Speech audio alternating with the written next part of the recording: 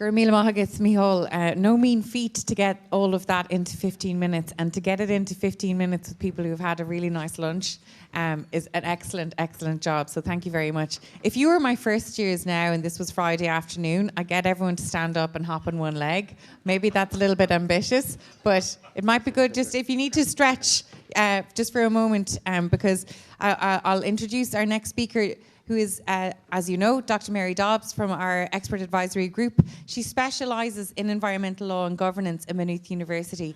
And so in this talk, she's going to help us understand the biodiversity framework in Ireland, which, from my brief look at her slides, is so complex you do need a PhD in order to be able to decipher it. So apparently, if you're confused when you hear it, you've fully understood it. So thank you, Mary, now for introducing us to this landscape. Thanks very much, Even. Yes, so I would concur with that to an extent, which is that in thinking about this and thinking about what comes out of the presentation is essentially it is a very complex and interdependent area, and that applies to the laws, the policies, the actors, the tools. So you're already getting a very good feel for that. So hopefully you won't be entirely confused at the end of it, but more that you will recognise how complex it actually is. And my talk builds on what Micheál was saying at the international EU level. I'm focusing instead more on the national level instead. It does go down to the local as well, and indeed the individual, but the main point is looking at the national. It is a snapshot. There's no way that I can deal with everything here. So instead, it is a snapshot. I have been evil. The secretaries are not going to be very happy with me. There is a handout to accompany this. It is online on the members' portal, I believe, or it will be shortly. It is one just so that you can come back and refer to it. Because the point, I suppose, of this presentation is to facilitate, one, to think about just for background information as you're going through the forthcoming weekends, but also, as Micheál O'Kinnidy was saying earlier on, you might want to go and consider changes to the overarching regime as well. So not just the sectoral, but also the overarching. And in thinking of that, I was thinking about, well, what should law and policy and governance structures really want to be in this area in order to address biodiversity and nature concerns? And so I put down 4 goals there for it. If it's to do it effectively, then really the law, and think about the law as it exists and the governance structures as they exist, they should be ambitious, not just really maintaining or allowing the continuous decline, but restoring, helping improve the environment and biodiversity. They should be focused on the specific areas, the specific issues that are in hand, but also more generally. They need to be well designed and tailored. It won't be the same approach for every specific area. It has to be tailored appropriately and informed, therefore, very much by science and information on the ground as well. It needs to be well supported, which we were just hearing there about the financial and human resources, but also legal, political resources and the institutional structure. That's a lot that has to be done. And it's possible that you will have something that looks very good on paper, but will not work in practice. So again, this is a snapshot presentation, and you'll hear about the issues in practice as we go through the weekends from the various actors. So I'm going to look at mainly 3 things, and I might get onto the 4th one, but I think we're going to be coming back to that later on in the assembly anyway. So a very brief outline of laws and also policies. And again, it's going to be, hey, it's complex, it's quite challenging, multifaceted, but really the main ones are going to be the nature laws that will focus, or that exist. They're the main focus, complemented by the other regimes, either supported or undermined. I'm hoping you can see with the colour difference there. I'm not entirely sure with the green one, but that's going to be about the actors. Who is responsible? Who plays the roles? Again, it's everyone and no one, and we've already heard from some of the actors, in particular the National Parks and Wildlife Service, but by no means are they the only ones. And then the governance tools.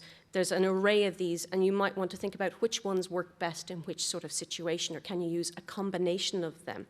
And then it's the alternative approaches. Okay, this is going to be whirlwind tour. It is going to be up there a bit like Liam was doing earlier. I'm going to have pictures of stuff that will be there that you just have to be aware of that they exist rather than knowing them in depth. I'm not giving you individual provisions from legislation, don't worry. We have firstly the idea of sources of law. We have the core biodiversity ones based in nature. We have the broader environmental laws, and we have related fields. So from the biodiversity, we've heard from Micheál already about the international and EU laws that exist, and they are commitments that Ireland is bound to. From the EU perspective in particular, we must transpose, we must write them into our laws and policies, we must implement them, and we must enforce them, and we're meant to do all of this effectively. And if not, the Commission and the Court of Justice can come around to us and give out to us and eventually fine us for doing this. So we have legally binding obligations there to do things. The Irish legislation under the Ireland bracket there are some of the core legislation that helps transpose, in particular the first one, the European Communities Regulations from 2011. They implement, or transpose and implement laws to do with invasive species and to do with the Natura 2000 sites in particular. So they really deal with that.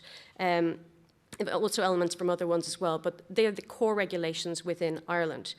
We also have some homegrown legislation, although influenced historically from the UK, with the Wildlife Act of 1976 as amended as well. As amended means I don't have to list a whole pile of other pieces of legislation that have influenced it. We have also heard about the National Biodiversity Action Plan. It's not technically a piece of law, but it's very influential. It's being amended at the moment. And the reason I'm flagging it here is because the others have very targeted, siloed approaches to nature conservation and biodiversity. The Biodiversity Action Plan in particular is emphasizing the wider environment. And this is something we keep hearing about, that we need. It's no good just having these piecemeal or siloed, even if it's a network, having these protected sites, for instance. You need to have the broader environment being at a decent standard, or it'll filter in to those protected sites and undermine them as well. And so that's a more important aspect. Northern Ireland, I've flagged just to say, they were bound by the EU law. With Brexit, it's obviously shifted. They're still bound in relation to invasive species under the Northern Ireland Protocol. So the same European governance mechanisms will apply. But for the rest, we may expect some regulatory divergence, which makes cooperation and collaboration much more challenging. That is a whole other discussion, but we can get to in Q&As or anything during the weekends if you wish. Environmental laws. So we have biodiversity laws, nature conservation laws, and we have other environmental laws. We have parallel regimes. We've heard of climate change laws that are there, but we have them for air, we have them for water, we have them for waste, a wide range. Each of them, which I'd be grateful I am not going and putting you through all of the laws here, numerous laws, very complex. They also typically derive from EU law. There is interestingly not one on soil. There is the development of an EU soil strategy at the EU level. We don't actually have legally binding commitments specifically on soil. There'll be components within other areas. And that is an issue. They also don't reflect, even though they contribute to biodiversity, it's not an overarching theme for them or objective within that. So that is an issue as well. It can lead to incoherency or a lack of focus or purpose. There are other laws, environmental assessments, we've heard, procedural rights. You're going to hear probably more about these Aarhus rights.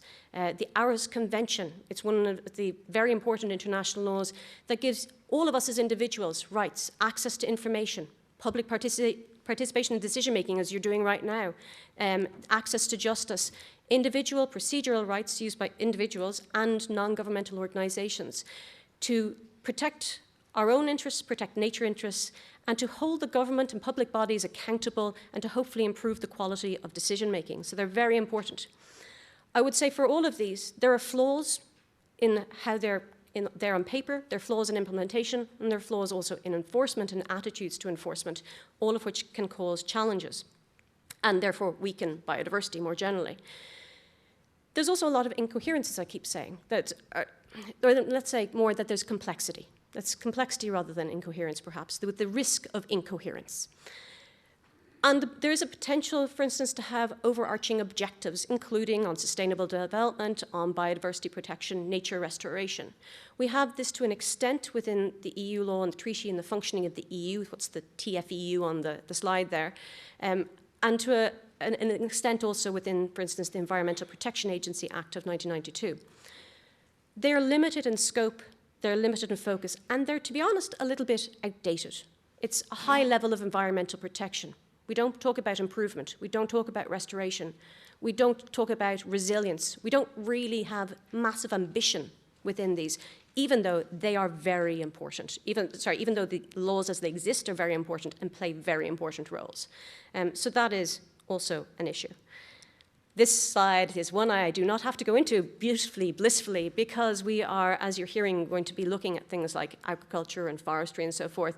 This is an acknowledgement that there are numerous other areas with numerous other laws and policies reflecting interests that engage, and they cannot be ignored, and they also make it more complex and interdependent. If these areas do not promote in some fashion biodiversity, they risk undermining. So they have the potential to support or to undermine. Some of them are themes, as the ones I've mentioned. You also end up having more general law within administrative law, basically the law between the relationship between you and the state, and then human rights and so forth as well, including we have within the Constitution a right to have our property rights vindicated, which is seen frequently as in conflict. But the Constitution also recognizes that you can limit that right for reasons of social justice and the common good. But it is nonetheless a constitutional right, and that is at the pinnacle of our hierarchy of laws within Ireland. It gets more complicated when you engage with EU law as well, but within Irish law, it's at the pinnacle. And so that can be challenging, and it is a reason for debate as well. That's probably enough on laws. It's complex, there are some gaps in it, it could be made more coherent. One slide on actors, and like Liam, this is very much enjoy trying to figure that out.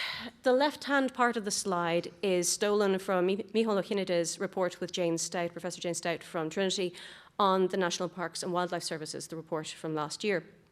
And the diagram outlines the range of public bodies, including 7 governmental departments, that have responsibility and roles in relation to nature protection in Ireland. There's 7 departments, there are over 20 bodies on that. And that's the public side, and that doesn't include the courts, which I threw in there as well, because they obviously have an enforcement role. And it doesn't include the EU level, it doesn't include the international, including, for instance, the Aarhus Compliance Committee, which helps enforce Aarhus rights. And it doesn't include the very important ones that complement this. There was a limited focus of the review, obviously, of the individuals, of individual people like yourselves here today, individual landowners, businesses, activists, NGOs, all of these individuals or groups, including local communities, who play a role in managing sites, in going and accessing information, in going and challenging the government, in volunteering their time to undertake the surveys that we were hearing about. The actors here are dependent on everybody else. And part of this is the lack of resources. There are very limited resources for different groups. And so it's much easier to ask somebody else to help you out. And so I'm not going to go through the issues that these actors all face, because you'll be hearing from a lot of them.